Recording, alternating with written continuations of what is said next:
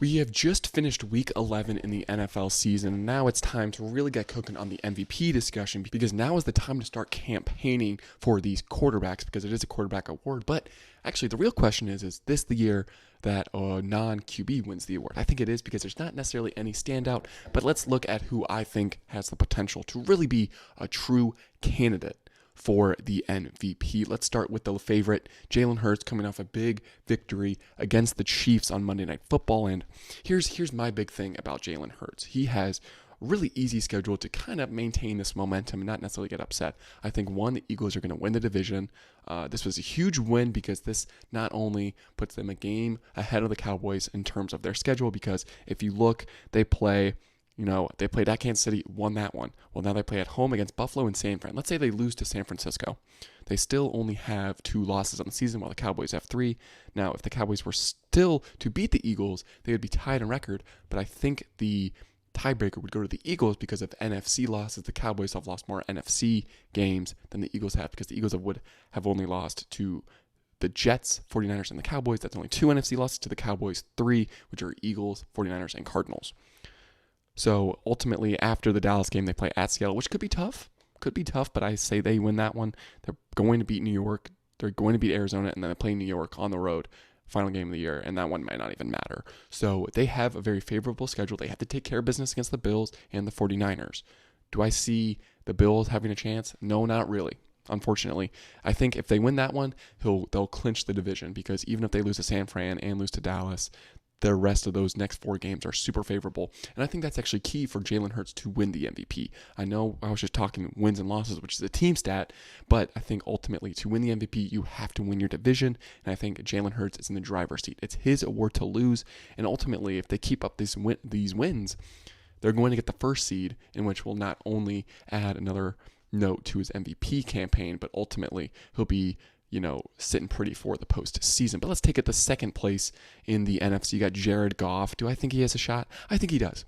I think that he would need help from the Eagles to drop a game and then the Lions to get that 1 seed. I think he would have to put up a little bit better stats because as we take a look at the stats, you have Jared Goff, who's only, 16 passing touchdowns, which is, like out of the top 10, which is not good. They're a running team, not necessarily allowing him to pass the ball. And if you look at passing yards, I would assume he's not even close.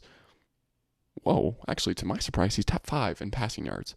So again, Jared Goff is a sleeper in the MVP. If you look at those odds, he's actually, plus 3,500, which is very shocking, actually, just because their team is winning. They just had a big comeback against the Bears. I know it's the Bears, but still a great comeback. But ultimately, he has a 16-8 passing and interception ratio. So if he can get those passing touchdowns back or up and keep those interceptions down, he just had 3 interceptions, which is a huge knock. But he's been great at protecting the ball, but he's in a little bit of a rut right now. So ultimately, I would pick Jalen Hurts to win out of those 2. Now, the Lions could get a big victory in week 17 against the Cowboys. That's on a primetime game on a Saturday. That could be a huge momentum swing if Jared Goff throws for over 300 yards and 3 touchdowns. You could start the conversation there if the Eagles were to drop some games and the Lions are clear number 1 in the NFC. Let's take a look at Patrick Mahomes. He just came off a big loss against the Eagles. He's 3rd right now in odds, 460. I think his run is unfortunately ended last night. That loss to the Eagles, it wasn't his fault, but he's just not putting up the stats in the second half that will, kind of push his campaign. He is still 3rd in the league in passing touchdowns, tied with like 4 other guys, Justin Herbert, Dak Prescott, and Russell Wilson. So his passing touchdowns aren't the problem, but he has the most interceptions out of those guys with 9. So turnovers have been a little bit of a problem for him. If we look at passing yards, he's 7th right now with 2,619, which is behind Brock Purdy, Jared Goff, Josh Allen, and a couple of other guys. So ultimately, do I think his odds are justified for this point in time? Yes, and he has a very favorable schedule. He plays at Las Vegas next week, but then at Green Bay, but then home against Buffalo. If Buffalo, can get some wins, get their confidence back, get more in favor of the media, that could be another boost to Patrick Mahomes. But other than that, the rest of the schedule is a breeze for the Chiefs. At Foxborough, home against the Raiders, home against the Bengals without Joe Burrow, and then on the road at Los Angeles versus Justin Herbert and the Chargers. So what does this mean for Patrick Mahomes? I think he would need some help from Jalen Hurts not performing well, and potentially Lamar Jackson not playing well. Lamar Jackson's number 2, and that transitions us to his current situation. I wasn't even considering this guy to be MVP, but he should absolutely be in the running. He doesn't necessarily have the passing yards, but if you take the look at the rest of the schedule, he plays at Los Angeles versus the Chargers next week. That could be a good offensive game for him. But then they have a bye in week 13, which could stop momentum for them, and especially Lamar's MVP odds. Just because of bye so late in the year, his name's not necessarily in the media. But then he comes back, plays at home versus the Rams. Then he goes on the road to play the Jacksonville Jaguars, which will be a very important matchup, not only for seeding, but also a huge win for the Ravens.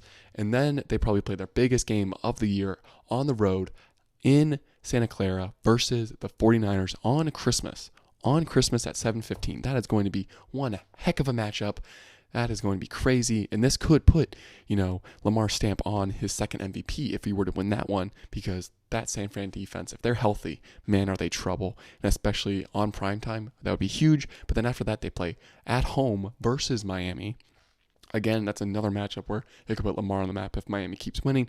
And then they play at home against the Pittsburgh Steelers to end the year out. So it's not necessarily a super favorable schedule, but it's also not a super difficult one where you're like, I don't know if they can win these games. I think they're all capable of winning every single one of these games. And if they do and they get that first seed, because they're the first seed right now after Kansas City lost, oh man, could Lamar win his second MVP, which would be pretty exciting because he has balled out, and there was huge question marks coming into the season.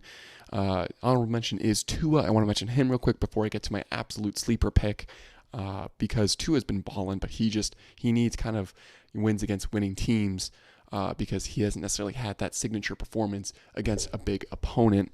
And if we take a look at their schedule, I don't know if there's any necessarily opportunities for Tua to necessarily ball out. Let's take a look. They play at New York, which could be a tough game, but then they play at Washington, home against Tennessee. They play New York again. Then they have a big matchup against Dallas, which is probably their biggest game besides the next week at Baltimore, which they have a brutal final 3-game stretch at home versus Dallas, on the road in Baltimore, and then at home against Buffalo.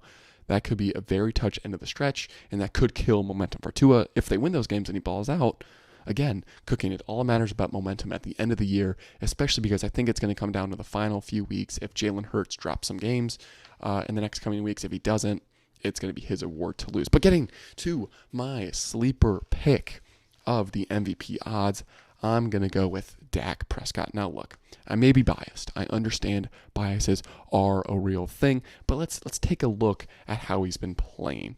First off, if you look at passing touchdowns, well, guess what? He's top 3 in passing touchdowns. He's tied with Russell Wilson, Patrick Mahomes, Justin Herbert, like I've said, but he has the potential to not only add some stats to that. He plays at home versus Washington on Thanksgiving, primetime game. It's another game to add to his resume of not only stats, but prestige. Oh my gosh, Dak Prescott's balling right now, and he's not turning over in the ball. He's playing really well. He's a top 5 quarterback right now in the league. That's what you need to be at this point in time to be even considered for this award. He's keeping the turnovers down with 6, and ultimately he's keeping this offense going. They're like 3rd or 2nd in the league in points, and they got a good defense. But it really matters about the scheduling and can they win against winning teams. That's the biggest knock against Dak Prescott, and that's why he's tied 5th right now in odds with Brock Purdy at plus 1,500 odds to win the MVP. It's not underrated. He's not being, screwed over with the odds right now. It's where they should be. He's really balled out against bad teams, and he struggled against good teams. Now, I know he played really well against Philadelphia, and I'm not necessarily bashing, that performance, but they didn't win that game, and he didn't have a signature moment necessarily in that game. More or less, he had more moments of, kind of dumb plays, almost stepping out of bounds on the 2-point conversion and then throwing the ball short on the 4th and goal. But let's take a look at the Cowboys' schedule and see what games can be added to Dak's resume in order for him to kind of gain that momentum and win the MVP. So if we take a look, he is coming off the win against Carolina, and then he plays at home against the Washington Commanders, and then at home again versus the Seattle Seahawks. Those are winnable games for the Cowboys, and Dak should at least have, good performances. I'm not going to expect anything less from these games. Maybe Seattle could give some trouble, but they're both coming off, a normal week's length. They're both playing on Thursday on Thanksgiving, and then they're playing on Thursday Night Football the following week. The real one that's really important for Dak is this Eagles game at home. You're coming off a longer week because you play Thursday Night Football, and then you're going to play on Sunday Night Football. Here's the main thing. They need to win, and Dak needs to play elite. He needs to pretty much have the same performance, but get those touchdowns back that he lost. He threw 2 touchdowns, 400 yards, or a little less than 400 yards. He needs to at least throw for 350 and 4 touchdowns, I think, in this game to really get his name plastered in the top 3 voting for the MVP. And if he does that against the Eagles, which the Eagles right now look unstoppable, that would be huge. Do I think he can do it? I absolutely think he can. He did that on the road. Why can't he do it at home where he is much better? You could look at the stats versus home and away for Dak Prescott. He is clearly a better quarterback at home, and not only for their playoff hopes, but for Dak's MVP odds, they need to win this game at home because they have a next 2-game brutal stretch against the Bills and the Dolphins, both away games. And coming off a high, that could be that Philly game. Could be tough for the Cowboys to kind of gain their focus because they could be Super Bowl, and drop the ball against Buffalo. If Dak could go at home, win against the Eagles, and perform elite on Sunday Night Football, and then follow it up with a road win in Buffalo, probably the hardest places to play in December, that would be huge. I think his odds would jump up to top 2 at that point. And then following, he plays Miami. They can't lose this game to Miami. I think he needs to perform well. He doesn't necessarily have the need to have the best performance. He could have a similar performance against Carolina. As long as they win that game, he'll be chilling. And then he plays versus Detroit, which is the second biggest game on the schedule looking forward. You could follow up performance against Philly and then Buffalo, take a week off, technically stat-wise, against the Dolphins, and then you need to come back against Detroit. You're at home. It's prime time on the 30th of December on a Saturday. You need to perform well. And look, I know it's saying a lot because we haven't necessarily seen Dak do that this year against the top of the top because I think Detroit has a very well-rounded team, and this could propose problems for the Cowboys if they make mistakes. If I'm looking at this as a Cowboys game, they need to perform well to win this game. Dak, he needs to perform well to win this game. He can't turn over the ball. If he wins that one and the Eagles drop, they drop that game against San Francisco, they drop the game against the Cowboys, and then maybe they drop another one. Who knows? The Cowboys would not only win the division, but they would have a shot at the 1 seed if they beat Detroit because they would have the tiebreaker, same record, which would be huge. Huge. I think they need San Fran to lose one more game.